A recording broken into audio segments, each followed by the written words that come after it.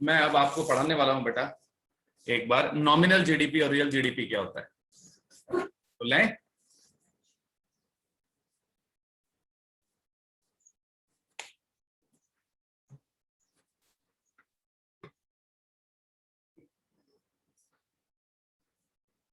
हाँ जी, इधर देखिए बेटा,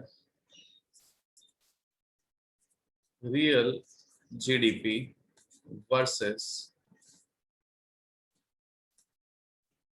nominal GDP. Real GDP versus nominal GDP, कौन बताएगा बेटा?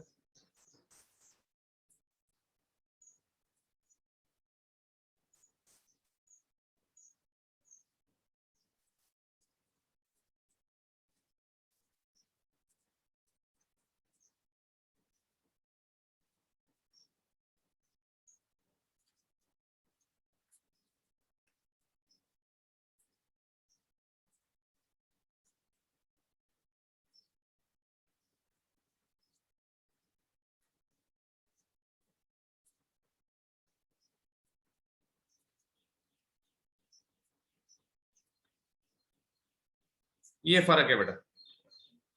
रियल जीडीपी और नॉमिनल जीडीपी क्या है? नॉमिनल जीडीपी एक अच्छा मेजर नहीं है बेटा। नॉमिनल जीडीपी मतलब GDP calculated at current year prices.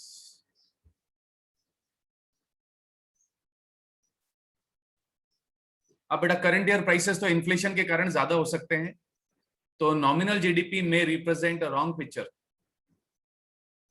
Real GDP अच्छा मेजर है बेटा। Real GDP means GDP calculated at base year prices.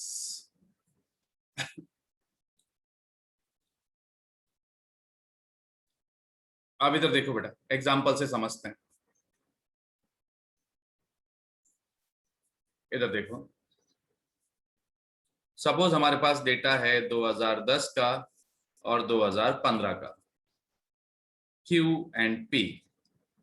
Output है 1000 और आउटपुट गिर गया बेटा, लेकिन प्राइसेस हैं करंट ईयर्स के, प्राइसेस हैं 80 और 100। तो अगर हम निकालें, सिर्फ 2015 का निकालते हैं, एक मिनट, एट करंट ईयर, तो करंट ईयर पे क्या हो जाएगा बेटा? क्यू इंटू पी कितना हो जाएगा? 90,000। 90,000। तो इस 90,000 को हम क्या कह सकते हैं बेटा? Nominal GDP. ये है आपका nominal GDP, GDP calculated at current year prices. और अब वापस से हम 2015 का ही निकाल रहे हैं, तो आउटपुट तो 2015 का लेंगे बेटा, लेकिन प्राइस बेस ईयर का। सपोज 2010 बेस ईयर है, तो अब निकालना कितना आ रहा है बेटा? 9 8 जा 72,000। हाँ, तो बेटा 72,000 is your real GDP. Real GDP. अच्छा एक सेकेंड, इसका निकाल दें मल्टीप्लाई करके 80,000। 80,000। अब देखो बेटा, इससे देखेंगे तो हम खुश हो जाएंगे कि अरे वाह, इंडिया हैज प्रोग्रेस्ड 80 से 90,000, 12.5% ग्रोथ। तो बेटा ये धोखा है। अगर इसको कंपेयर करो 80 को इससे, तो देयर इज अ 10% फॉल। ये देखो ना बेटा, पहले 1000 बना रहे थे, अब 900। फॉल ही तो है, आउटपुट गिरा है, एम्प्लॉयमेंट गिरा है। ओके, तो this represents a true picture. Clear? Yes sir. बहुत इजी कंसेप्ट है बेटा, इंडेक्स नंबर का फंडा है, एक बेस ईयर पे है, एक करंट ईयर पे। अच्छा एक छोटा सा फॉर्मूला देखें, GDP deflator, this is equal to, याद है किसी को?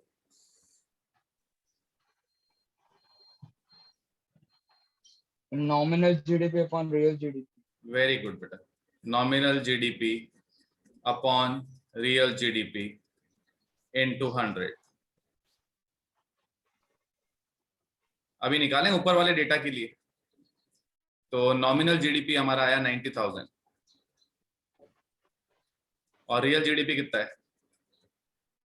72,000। इनटू 100 कितना आ गया?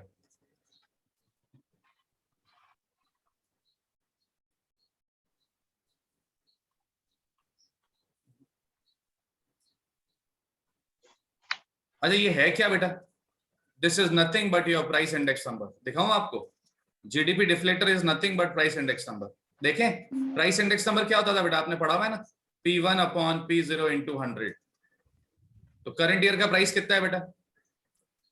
करंट ईयर का प्राइस क्या है? ये रहे प्राइसेस। 80। करंट ईयर का प्राइस 100 है 100, अच्छा यस सर। और बेस ईयर का प्राइस 80, 100 डिवाइड बाई 80 इंटू 100 कितना आ रहा है? 125। Got it? तो जीडीपी डिफ्लेटर कोई नया फंडा नहीं है, it is nothing but price index number. Okay अच्छा बेटा, वैसे तो आपके वन लाइनर्स आते नहीं है, लेकिन जहां वन लाइनर्स आते हैं ना, तो इस फॉर्मूले में कितनी चीजें हैं? 3। एक ये, एक ये, एक ये। तो कोई भी 2 चीज देके तीसरी पूछ लेते हैं। Okay yes sir.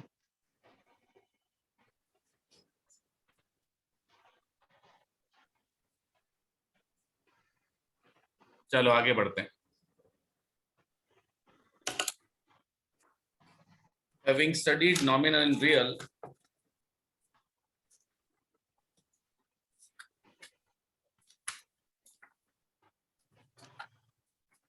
हम लेते हैं बेटा एक technical word, problem of double counting. कौन बताएगा बेटा, what do we mean by problem of double counting?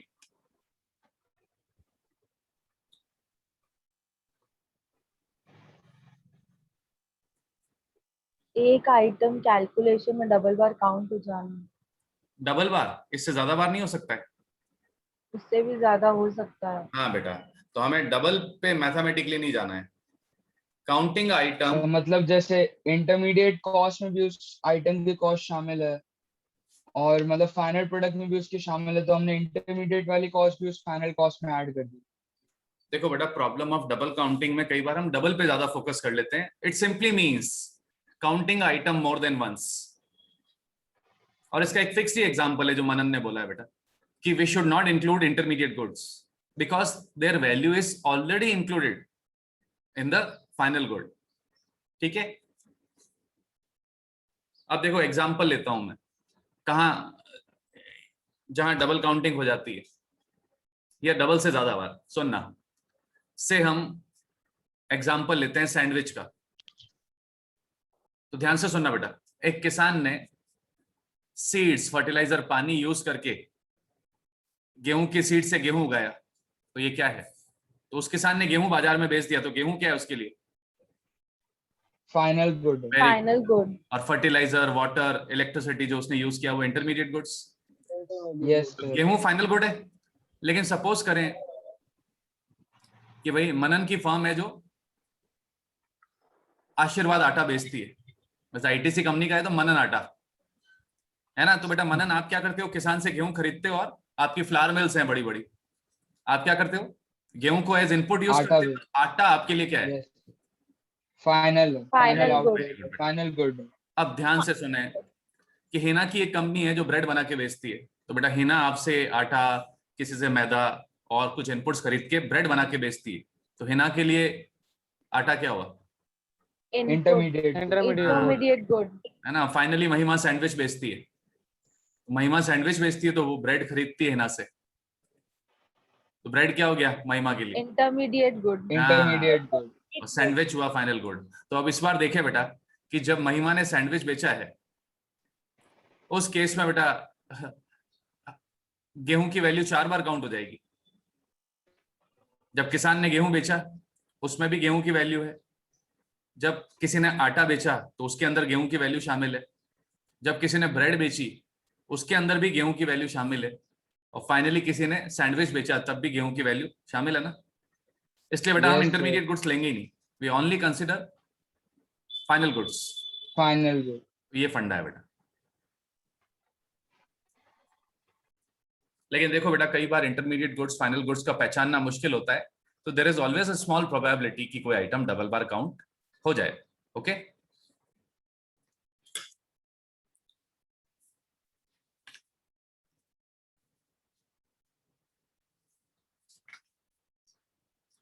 अब मैं आपको एक हेडिंग पढ़ा रहा हूं। मोस्ट ऑफ यू आप लोगों ने 12th में पढ़ी होगी, लेकिन अब 1 साल से ज्यादा हो गया तो भूल गए होंगे। And this is a very important heading जो मैं बताने वाला हूं बेटा। आपके तीनों मेथड्स जो हमने पढ़े थे न्यूमेरिकली, इन तीनों मेथड के प्रिकॉशंस होते हैं, ठीक है। और बेटा एक काम करना मनन, बेटा आज क्लास के बाद आप मुझे व्हाट्सअप करना, मैं आपको एक नया पीडीएफ भेजूंगा जिसमें मैंने कुछ एक्स्ट्रा नोट्स और एक्स्ट्रा क्वेश्चंस डाले, तो remind me after the class. Yes तो सर। पहला पीडीएफ था उसमें बेसिक नोट्स थे, अब मेरे पास एक्स्ट्रा है, आप लोगों के लिए बनाए थे। हाँ बेटा, तो प्रिकॉशंस ऑफ ईच मेथड वो आपको नोट्स में मिल जाएंगे, लेकिन अभी सुनते हैं। सबसे पहले precautions of value added method. अच्छा बेटा, इन प्रिकॉशन में है क्या? प्रिकॉशन में है कि भाई what to be included and what not to be included. कई बार क्या होता है, हमें लगता है ये आइटम आना चाहिए, लेकिन बेटा वो आइटम नेशनल इनकम में नहीं आता है, तो ऐसे आइटम्स हम प्रिकॉशन में पढ़ लेते हैं। या वाइस वर्सा, इसका उल्टा, हमें लगता है ये आइटम तो नहीं आएगा, लेकिन बेटा कंसेप्चुअली वो आता है। तो this is a list of precautions. Let's take the precautions of value added method.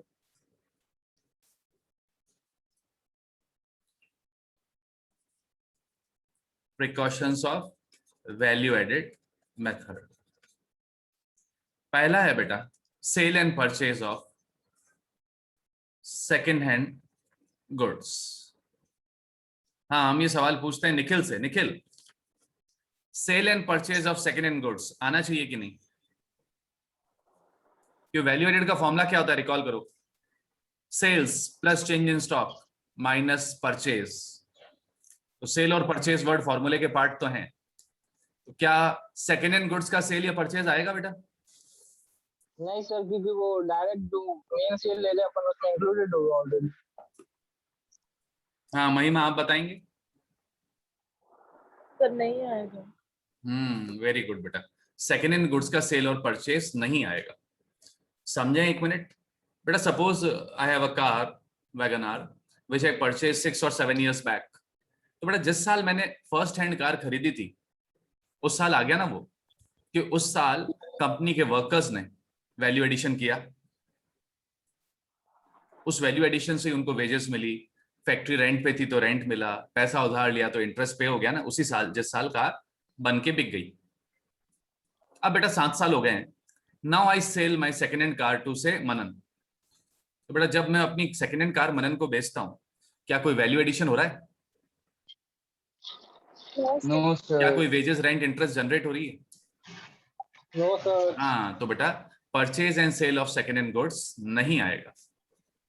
Okay, अब इसी से जुड़ा हुआ एक और point, commission. Commission earned by a broker on the sale and purchase of second hand goods आएगा sir. आएगा sir. Very good बेटा, इसका परचेज सेल तो नहीं आएगा, ये आएगा क्योंकि बेटा the broker has rendered his services. बेटा कई लोगों का काम होता है सेकेंड हैंड गुड्स खरीदना बेचना, है ना, तो ये लोग Yes, कमीशन sir. कमाते हैं, तो ये तो बेटा सर्विस है ना, they have rendered their services. Third देखें,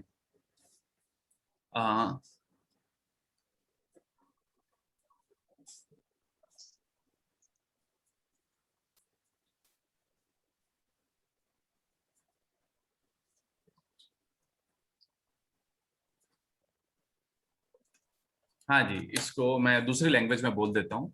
बेटा हमारे भारत में कई सारे किसान हैं जो मार्केट के लिए नहीं बनाते हैं, वो इतना ही गेहूं अनाज सब्जियां उगाते हैं कि खुद ही खा जाते हैं बेटा। तो मेरा सवाल है, सपोज एक किसान ने, ये चलो हम दोनों मान लेते हैं, थोड़ा मार्केट में बेचता है थोड़ा खा लेता है, तो ध्यान से सुनना। से एक किसान ने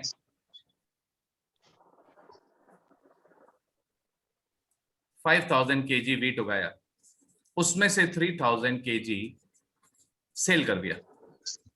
सेल कर दिया बेटा, तो ये सेल के डेटा में तो आ गया, मंडी में जो सेल हुई उसका डेटा तो मिल जाएगा। ये 2000 है ना बेटा, ये 2000 kg इसने बेचा नहीं, इसने खुद ही कंज्यूम कर लिया। तो आप बताओ बेटा, क्या ये 2000 आना चाहिए या नहीं आना चाहिए? ये तो आएगा, आएगा सेल का तो डेटा आ चुका है। 2000 आएगा। ये सर 2000 आएगा? सर आएगा। आएगा sir. Yes Pratyush? No sir नहीं आएगा। नहीं आएगा सर। नहीं आएगा, प्रत्युष कह रहा है नहीं आएगा। बट सर उसने प्रोड्यूस करके फाइनल गुड तो बनाया है ना। अभी डिस्कस करते हैं बेटा, ध्यान से सुने। प्रत्युष बेटा आएगा ये भी। Goods meant for self consumption आते हैं, goods meant for self consumption आते हैं। देखो इसका रीजन सुने बेटा। बेटा प्रत्युष ऐसा सोच लो एक मिनट कि किसान ने पूरे 5000 बेच दिए, फिर उसको भी तो खाना खाना है, तो उसने वापस ये 2000 किलो खरीद लिए। बट प्रत्युष ये तो लॉजिकल है नहीं कि पहले सारा बेच दो। हाँ सर। अच्छा और सुने बेटा, किसान ने वैल्यू एडिशन कितने पे किया है?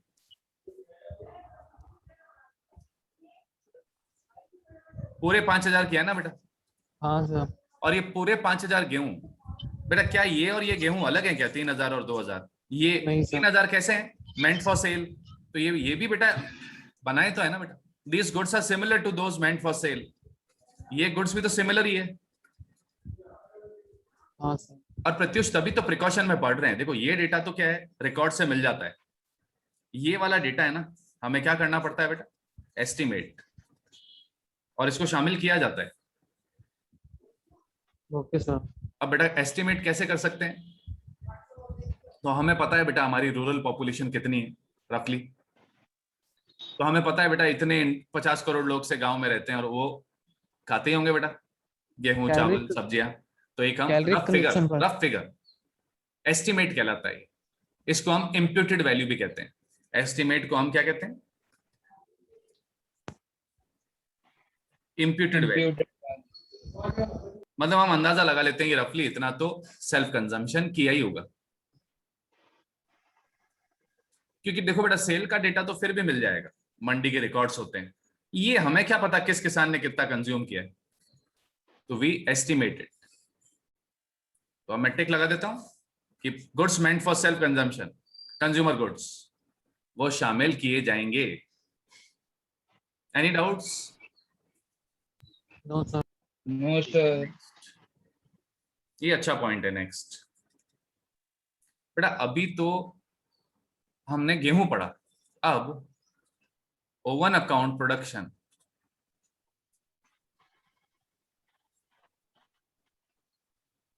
Of producer goods by firm. बेटा ओवन अकाउंट का मतलब होता है हमने खुद ही कंज्यूम कर ली। तो प्रोड्यूसर गुड्स अगर कुछ प्रोड्यूस करे और खुद कंज्यूम कर ले, एग्जांपल लेके बताता हूं तब समझ में आएगा। से टाटा कंपनी बनाती है बेटा बसेस, या टाटा कंपनी बनाती है ट्रक्स। तो अब सुनना बेटा, से टाटा कंपनी ने 1000 यूनिट्स बनाए और 1000 के 1000 बेच देते तो सेल के रिकॉर्ड में 1000 होता। लेकिन टाटा ने क्या किया बेटा, 1000 में से 960 ही बेचे, तो ये तो सेल का रिकॉर्ड हो गया। 40 उन्होंने बेचे नहीं बेटा। क्यों नहीं बेचे बेटा? कंजम्पशन के लिए बेटा उनको खुद चाहिए थे। से टाटा के कुछ एम्प्लॉइज बसेस से ही आते हैं, तो उनकी पुरानी बस काफी पुरानी हो गई थी, तो 10 बसेस रिटेन कर ली तो bring the workers to the factory and send them back. और इसीलिए बेटा 30 ट्रक्स भी रिटेन कर ली ताकि टाटा अपना रॉ मटेरियल ला सके और फिनिश गुड्स अपने खुद के ट्रक से ही बेच सके। तो ये 40 उन्होंने बेचा नहीं बेटा। तो अब बताओ ये 40 आएंगे कि नहीं? आएंगे सर। हाँ बेटा वेरी गुड बेटा, ये भी आएंगे बेटा, क्योंकि अगेन जैसे ये 960 बने हैं ये भी तो वैसे के वैसे हैं। और बेटा वैल्यू एडिशन सब पे हुआ ना बेटा। वैल्यू एडिशन मतलब क्या है? रॉ मटेरियल से हमने फिनिश गुड्स तो पूरे 1000 बनाए ना बेटा, तो वैल्यू एडिशन का प्रोसेस पूरे 1000 पे हुआ है। तो सारे 1000 ट्रक्स बनने पे वेजेस जनरेट हुई है या अदर फैक्टर इनकम जनरेट हुई है, तो इस 40 को शामिल करेंगे। Okay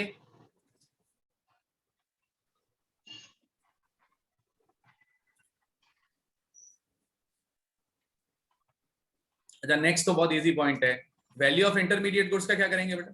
value of intermediate goods शामिल करेंगे कि नहीं? Not to be included. sir. No, हाँ, not शामिल no, नहीं sir. करेंगे बेटा, नहीं तो डबल काउंटिंग हो जाएगी। अब सवाल बहुत अच्छा है। Next, the last point valuated में, बेटा जिन घरों में हम रह रहे हैं और हम खुद उनके मालिक हैं, उस घर का rent of owner occupied houses आएगा या नहीं?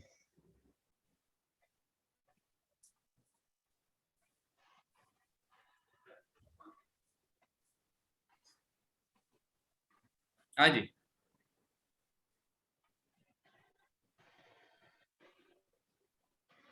फिर आएगा वो इम्प्यूटेड रेंट हो जाएगी।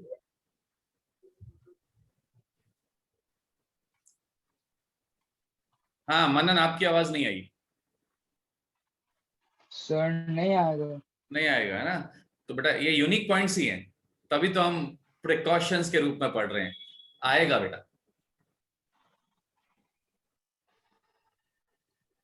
तो पहले समझते हैं और फिर लॉजिक लेते हैं। तो इधर देखो बेटा, जैसे राइट नाउ मैं जिस घर में रह रहा हूं, I had purchased it 10 years back, तो आई एम द ओनर। तो भी बेटा मेरे मकान का जो रेंट है, जिसको अगेन हम कहेंगे इम्प्यूटेड रेंट, अंदाजन रेंट, वो आएगा बेटा। अब आप कहेंगे सर क्यों? तो इसको ऐसे समझना मनन कि बेटा जिस घर में मैं रह रहा हूं अभी, सपोज ये घर आपका होता, आप ओनर होते, तो मुझे रेंट नहीं देना पड़ता। ये मकान मेरा है और आप इसमें रह रहे होते, तो आप मुझे रेंट देते ना। तो इसमें हम खुद को रेंट दे रहे हैं, खुद ही को रेंट दे रहे हैं, ऐसा समझ लें। बट सर एक्चुअल में इनकम थोड़ा ना हो रही है। एक दूसरा रीजन सुन लो और बेटा, रिकॉल करो, अगर मैं एक फैक्ट्री खोलता हूं तो फैक्ट्री क्या देगी बेटा? Profit sir. तो फैक्ट्री को कहां गिनते हैं हम? इन्वेस्टमेंट में। तो फैक्ट्री देती है तो गुड्स या सर्विसेज। तो बेटा वैसे ही याद करो, GDFCF में हमने बिजनेस फिक्स इन्वेस्टमेंट पढ़ा था। तो बेटा प्लांट मशीनरी होता है फैक्ट्री में, हमने पढ़ा था उसमें रेसिडेंशियल कंस्ट्रक्शन। Yes sir. तो बेटा मकान भी इन्वेस्टमेंट है, और वो क्या देता है बेटा? वो देता है बेटा रेंटल सर्विसेज। एक मकान अपनी सर्विस देता है बेटा, हम उसमें चैन से रह सकते हैं।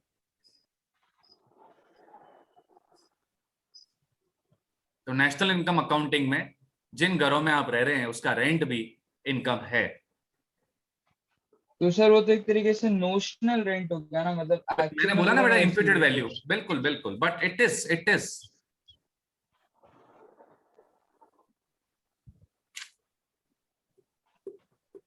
Yes sir. द लास्ट एक और था। हाँ बेटा, तो एक तो ये तो हो गया हाउस वाला, जिन घरों में रह रहे हैं उसका इम्प्यूटेड रेंट आएगा। लास्ट बेटा, अभी हमने oven account production of goods पढ़ा, चाहे बाय फर्म्स चाहे बाय किसान। अब है सर्विसेज। और कौन सी सर्विसेज? Oven account. ऐसी सर्विसेज जो हम खुद कंज्यूम कर लेते हैं। तो मेरा सवाल ऐसे है, ध्यान से सुनना बेटा, आपके घर में से मेड आती है और वो झाड़ू पोछा करती है, बर्तन साफ करती है, तो आप उसको पेमेंट करते हैं बेटा? तो payment made to the maid आएगा कि नहीं?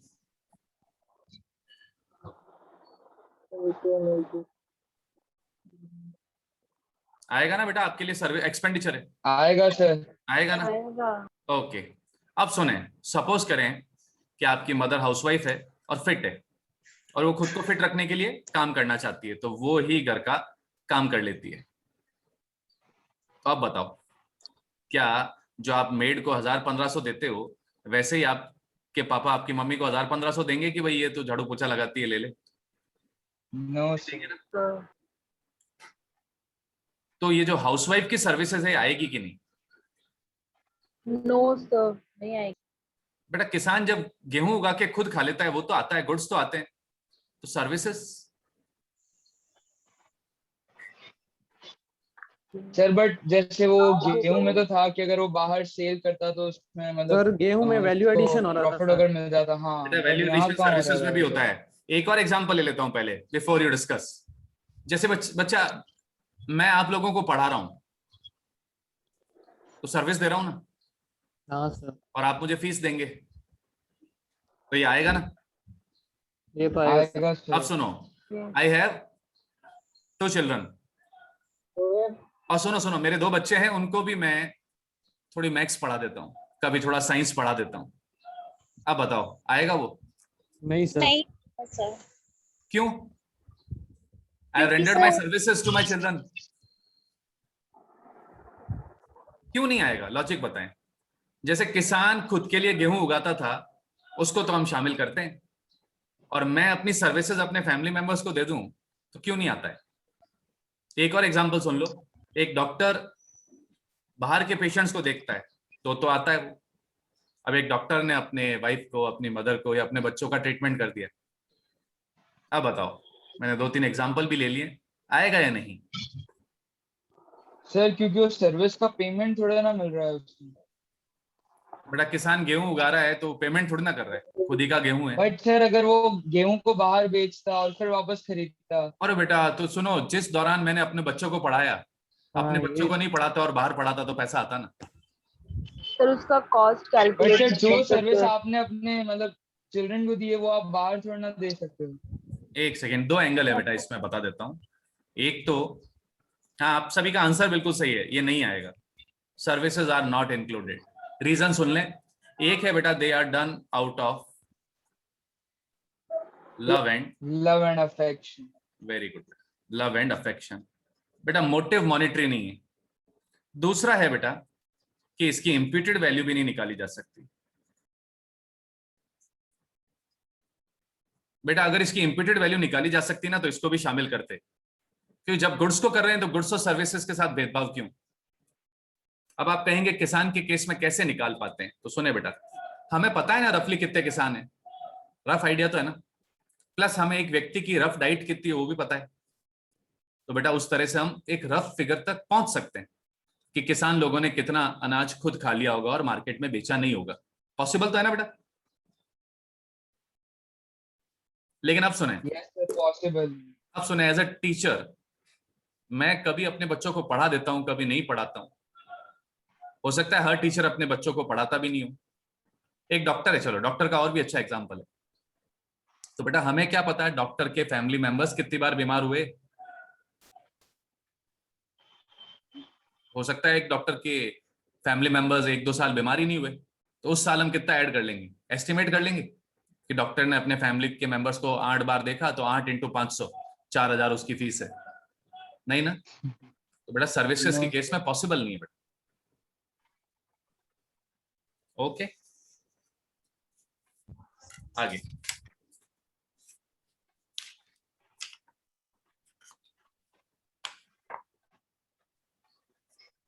अब ले रहे हैं बेटा precautions under income method. Sir हाँ बोलो बेटा। सर ये मुझे वैल्यू एडेड प्रिकॉशंस का 6 पॉइंट नहीं समझ में आया। हाँ एक सेकेंड वापस बताता हूँ।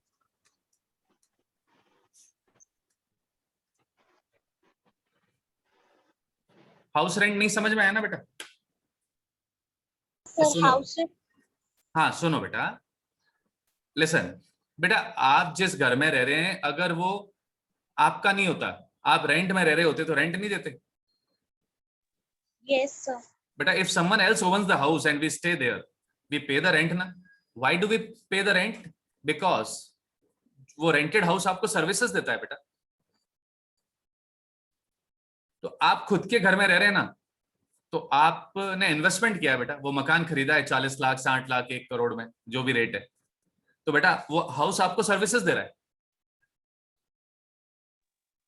Yes sir. जस्ट इमेजिन आप उसको किराए पे चढ़ा दें तो डिसेंट किराया मिल जाएगा बेटा। I stay in housing board, तो मेरे 1-2 नेबर हैं, वो थोड़े पहले से रिच हैं, तो उनके बेटा हाउसिंग बोर्ड में 4-5 मकान है, अलग अलग टाइम उन्होंने पहले ले लिए थे, सस्ते भी थे, वो सब रेंट पे चढ़ा रखे। तो all those houses are giving rental income. लेकिन वो प्रिकॉशन में नहीं है, क्योंकि वो तो बेटा उन्होंने किसी और को दे रखे हैं, तो वो रेंट तो आ ही रहा है उसमें, ओएस में, रेंट, इंटरेस्ट, प्रॉफिट। मैं तो कह रहा हूं जो लोग अपने खुद के मकान में रह रहे हैं उसका रेंट तो आ नहीं रहा है ना, क्योंकि किसी को पे नहीं कर रहे हैं, तो बेटा वो नेशनल इनकम अकाउंटेंट्स एस्टिमेट करते हैं। हाँ, ये एस्टिमेशन बड़ा मुश्किल काम है, लेकिन आपको थोड़ी ना करना है, हम तो थ्योरी में पढ़ रहे हैं। आज जैसे मैं अपने घर में रह रहा हूँ एंड इट इज अ से 2 स्टोरी हाउस, तो बेटा इसका रेंट क्या है मुझे तो पता ही नहीं, मैंने रेंट पे थोड़ी ना दे रखा है, तो वो रफ एस्टिमेट लेते हैं बेटा।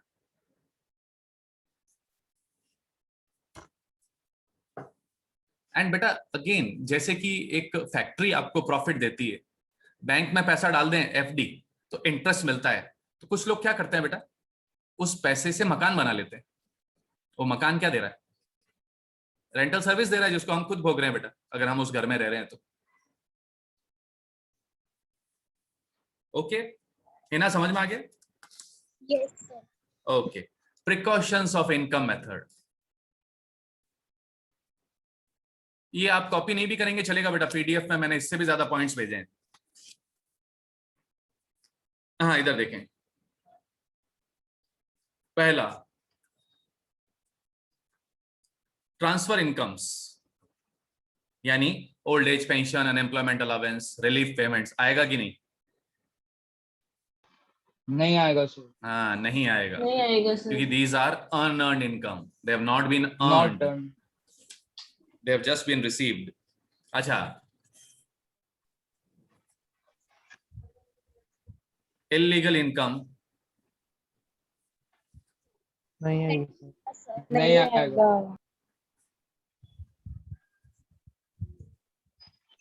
है ना, कोई गैम्बलिंग से कमाता है, कोई ड्रग्स बेच के कमाता है, ऐसे कई गलत धंधे हैं, वो नहीं आएगा, और ब्लैक मनी भी नहीं आएगा बेटा। हाँ, अब ये पॉइंट रिपीट हो रहा है, लेकिन ठीक है, इनकम है इसलिए आ रहा है। Commission earned by a broker on the sale of, commission earned by a broker on the sale of और purchase of second hand goods, आएगा। आएगा सर। आएगा सर। हाँ, नेक्स्ट अगेन बहुत अच्छा पॉइंट है।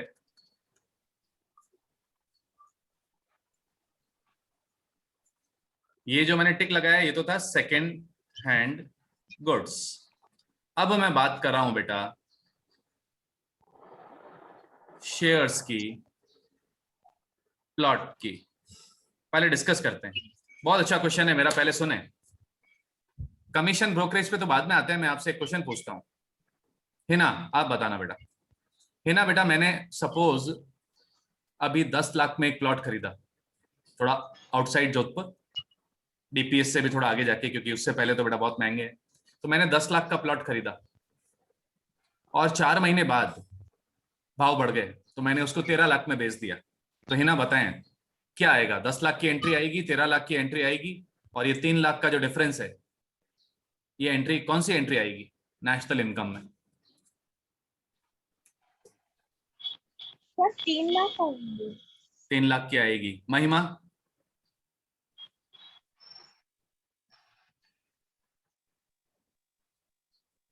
नहीं आएगी। को एक भी नहीं आएगी। मनन, सर जो 10 लाख आपने इन्वेस्ट किया है वो आपने कहीं ना कहीं से तो अर्न किया होगा, तो वो आएगा, बट जो 13 लाख में आपने बेचा हो, जो 3 लाख का प्रॉफिट हुआ, वो नहीं आएगा।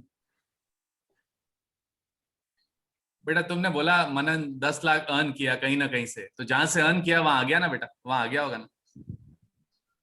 हाँ वही, मतलब हाँ 10 लाख तो आ चुका है, बट ये 3 लाख नहीं आएगा।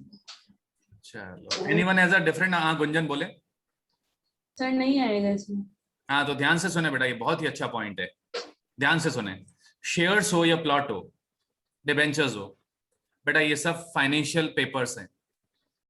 तो ध्यान से सुने, अगर मैं 10 लाख के शेयर्स खरीदता हूं, 10 लाख के शेयर्स खरीदता हूं, फिर 3-4 महीने बाद या 2 साल बाद 13 लाख में बेचता हूं, तो न 10 लाख की एंट्री आएगी न 13 लाख की एंट्री आएगी, और वो 3 लाख को प्रॉफिट नहीं बोलते बेटा, उसको कैपिटल गेन कहते हैं, वो भी नहीं आएगा। क्योंकि बेटा वैल्यू एडिशन नहीं हुआ है। आज मैंने प्लॉट खरीदा तो it's a piece of land, कुछ महीने बाद वापस उस प्लॉट को बेच दिया, तो बेटा कहाँ लेबर को वेजेस है, कहाँ इंटरेस्ट है, कुछ जनरेट ही नहीं हुआ। और 10 से 13, 3 लाख का डिफरेंस, वो प्रॉफिट नहीं है बेटा। प्रॉफिट तो बिजनेसमैन को होता है जो रेगुलर एक्टिविटी करता है। बिजनेस पता है ना, बिजनेस के फीचर्स आपने पढ़े होंगे क्लास 11th में। यस तो सर। उस गैप को कैपिटल गेन कहते हैं बेटा। और वो तो लक है, 10 लाख का प्लॉट 13 का भी हो सकता है, 10 का प्लॉट 8 लाख का भी हो सकता है, गिर भी सकते हैं भाव। अब मैं इसमें चौथी एंट्री डालता हूं, वापस से सुनना क्वेश्चन। 10 लाख के शेयर्स खरीदे, नहीं आएंगे। 13 लाख में बेच दिए, नहीं आएंगे। 3 लाख का गैप कैपिटल गेन, नहीं आएगा। लेकिन हाँ, मैंने वो शेयर्स या प्लॉट किसी ब्रोकर के थ्रू खरीदे थे बेटा, तो उस ब्रोकर को परचेज पे भी कमीशन मिला और सेल ऑफ शेयर्स पे भी कमीशन मिला। तो commission earn by the broker on the sale and purchase of shares या प्लॉट आएगा कि नहीं? आएगा। आएगा सर। तो बेटा इसलिए मैंने कमीशन वाला पॉइंट लिखा था। ब्रोकरेज आएगा बेटा। जैसे हम शेयर्स खरीदते हैं ना बेटा, तो खरीदते हैं या बेचते हैं, दोनों टाइम ब्रोकर को कमीशन या ब्रोकरेज मिलता है, वो आएगा बेटा। क्यों आएगा? क्योंकि the broker has rendered his services. भाई या तो प्रोडक्शन ऑफ गुड्स होना चाहिए, जनरेशन ऑफ सर्विस, तो ब्रोकर अपनी सर्विसेज दे रहा है।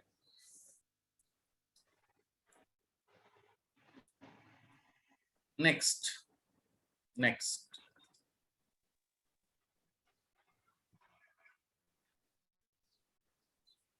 income in terms of windfall gain, जैसे कि लॉटरी आएगा बेटा? नहीं आएगा। और नहीं वैसा ही आएगा। एग्जांपल है, बेस्ट तो सर। एग्जांपल है और इसका नहीं है। Capital gain. ये दोनों कहलाते हैं बेटा विंडफॉल गेन। विंडफॉल गेन का मतलब है कि आपकी तकदीर है तो आपको कोई फायदा हो गया, यस सर। तो ये नहीं आएगा बेटा, अर्न इनकम नहीं है। फिर वो पॉइंट रिपीट हो गया बेटा, imputed rent of owner occupied houses, imputed rent of owner occupied house, तो वो आएगा।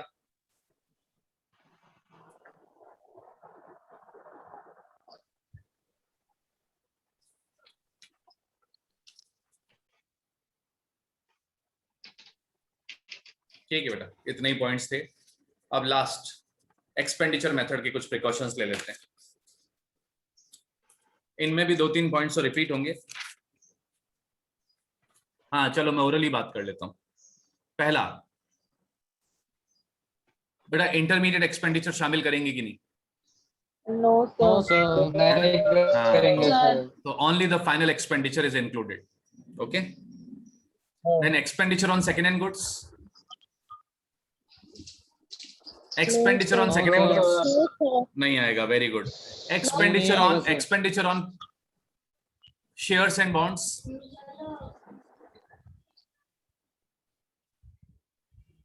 Expenditure on shares and bonds नहीं आएगा बेटा। देखो बेटा, आप शेयर्स खरीदते हैं ना, वो मेयर फाइनेंशियल क्लेम है।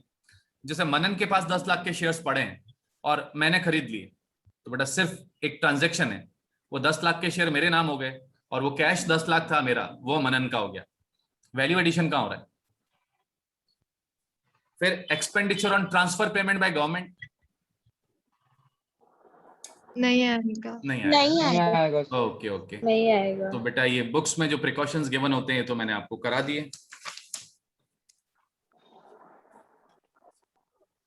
विद दिस अब एक तो हेडिंग सी बाकी है बेटा। एक है कि हम नेशनल इनकम क्यों पढ़ते हैं, उसकी इंपॉर्टेंस क्या है,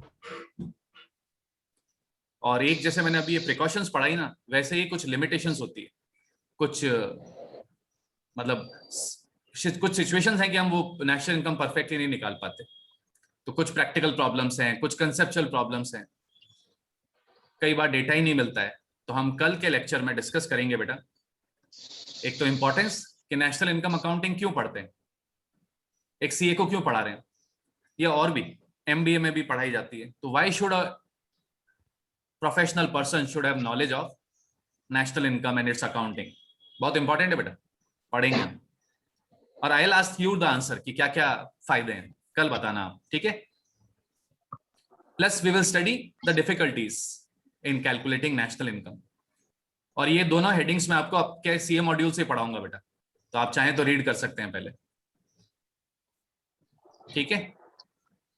अच्छा मुझे याद ही है अभी, मैं आपको एक पीडीएफ भेज रहा हूं बेटा, तो उसमें सारे प्रिकॉशंस हैं और उसमें क्वेश्चन बैंक है ऐसे, जो मैंने बोला था ना डे 1 कि will the following item be included और नॉट।